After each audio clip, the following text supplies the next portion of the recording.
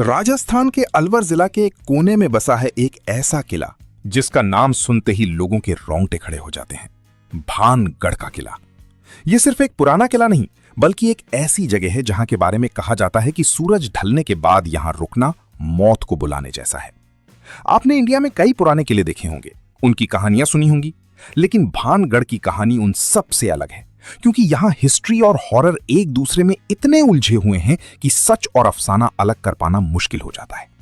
सोचिए, एक ऐसा शहर जो कभी लोगों से भरा हुआ था, बाजार सजते थे, मंदिरों में घंटियां बजती थीं, और फिर अचानक सब कुछ खत्म हो गया।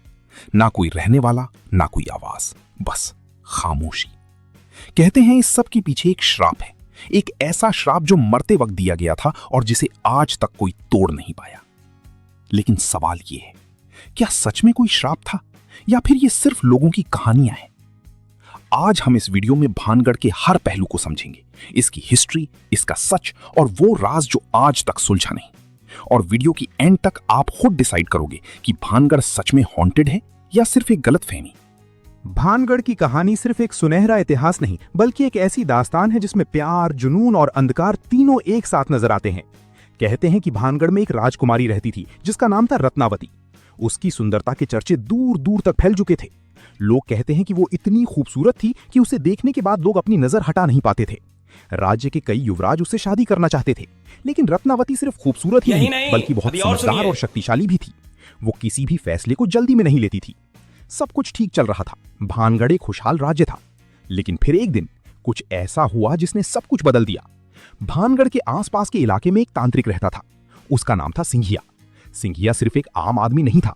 लोग उससे डरते थे क्योंकि कहते हैं कि उसके पास काले जादू की शक्तियां थी। वो अक्सर अकेला रहता और अजीब अजीब क्रियाएं करता। गांव के लोग उसके पास जाने से भी डरते थे।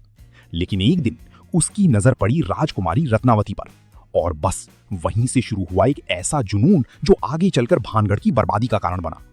सिंघिया राजकुमारी से प्यार नहीं करता था, वो उसे पाना चाहता था किसी भी कीमत पर। उसने सोचा अगर सीधे तरीके से रत्नावती को नहीं पा सकता तो वो अपनी काली शक्तियों का इस्तेमाल करेगा। एक दिन राजकुमारी अपनी सहेलियों के साथ बाजार गई। वो इत्र यानी परफ्यूम खरीद रही थी। तभी सिंघिया ने अपनी शक्ति का इस्तेमाल किया। उसने उस इत्र पर जादू कर दिया। उसका प्लान सिंपल था, जैसे ही राजकुमारी वो इत्र यूज करेगी वो उसके वश में हो जाएगी और सीधा उसके पास चली आएगी। सब कुछ उसके प्लान के हिसाब से चल रहा था। लेकिन कहानी में ट्विस्ट तब आता है जब राजकुमारी को इस बात का एहसास हो जाता है। कहते हैं कि रत्नावती सिर्फ सुंदर ही नहीं बल्कि बहुत तेज दिमाग वाली भी थी। उसने तुरंत समझ लिया कि इत्र में कुछ गड़बड़ है और उसने बिना सोचे समझे उस इत्र की बोतल को एक पत्थर पर फेंक दिया। जैसे ही वो बोतल टूटकर जमीन पर गिरती है, उसका जादू उल्टा पड़ जाता है।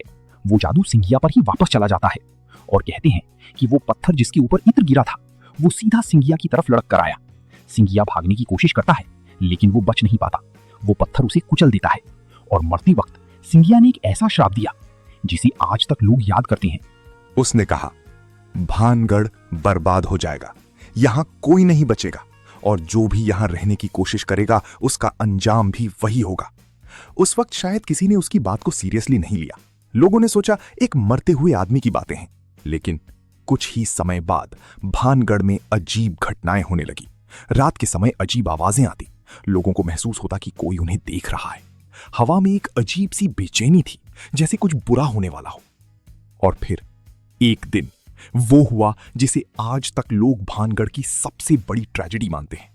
कहते हैं कि एक ही रात में पूरा भानगढ़ बदल गया। जहां पहले रोशनी होती थी वहां अंधेरा छा गया। जहां लोग हंसते थे वहां सन्नाटा छा गया। लोग अपने घर छोड़कर भागने लगे। किसी को समझ नहीं आ रहा था कि हो क्या रहा है। और धीरे धीरे भानगढ़ एक सुनसान जगह बन गया। एक ऐसा शहर जहां अब सिर्फ कहानियां रहती हैं और कुछ अधूरे राज। भानगढ़ की कहानी यहीं खत्म नहीं होती बल्कि असली डर, असली राज यहीं से शुरू होता है। जब सिंघिया का श्राप पूरा होने लगा तब लोगों को समझ आया कि यह कोई आम बात नहीं थी। रात दर रात अजीब घटनाएं बढ़ती गईं। कहते हैं कुछ लोगों ने अपनी आंखों से देखा कि खाली सड़कों पर परछाइयां चल रही हैं, टूटे हुए मकानों से आवाजें आ रही हैं, जैसे कोई अभी भी वहां जिंदा हो, जैसे वक्त वहां रुक गया हो। और फिर धीरे धीरे भानगढ़ पूरी तरह से खाली हो गया। ना कोई राजा, ना कोई प्रजा, ना कोई जिंदगी, सिर्फ एक श्रापित खामोशी। साल बीत गए, सदियां गुजर गईं, लेकिन भानगढ़ आज भी वैसा ही है। टूटे हुए दरवाजे, वीरान गलियां और हर कोने में छुपा एक अजीब सा डर। आज भी लोग यहां दिन में घूमने आते हैं, तस्वीरें लेते हैं, एक्सप्लोर करते हैं, लेकिन जैसे ही सूरज ढलने लगता है सब कुछ बदल जाता है। लोग जल्दी जल्दी वहां से निकलने लगते हैं, क्योंकि कहते हैं रात का भानगढ़ किसी और का होता है। इसी वजह से आर्कियोलॉजिकल सर्वे ऑफ इंडिया ने भी यहां एक स्ट्रिक्ट रूल लगाया है, सूरज ढलने के बाद और सूरज उगने से पहले यहां रुकना मना है। अब सवाल उठता है, क्या ये सब सिर्फ कहानी है या सच में यहां कुछ ऐसा है जो हमें दिखाई नहीं देता? कुछ लोग कहते हैं उन्होंने रात में आवाजें सुनी, किसी के चलने की, किसी के फुसफुसाने की। कुछ लोग कहते हैं उन्हें महसूस हुआ कि कोई उनके बिल्कुल पास खड़ा है, लेकिन जब मुड़कर देखा तो वहां कोई नहीं था। लेकिन साइंस कुछ और कहती है। साइंस कहता है अंधेरा, खामोशी और अकेलापन इंसान के दिमाग के साथ खेल खेलते हैं। हमारी इमेजिनेशन हमें वो सब दिखा देती है जो असल में होता ही नहीं। तो क्या भानगढ़ सिर्फ हमारे दिमाग का एक डर है, या फिर सच में कोई ऐसी शक्ति है जो आज भी वहां मौजूद है? इसका जवाब आज तक किसी के पास नहीं है। भानगढ़ आज भी एक मिस्ट्री है, एक ऐसा राज जो शायद कभी पूरी तरह समझ नहीं आएगा।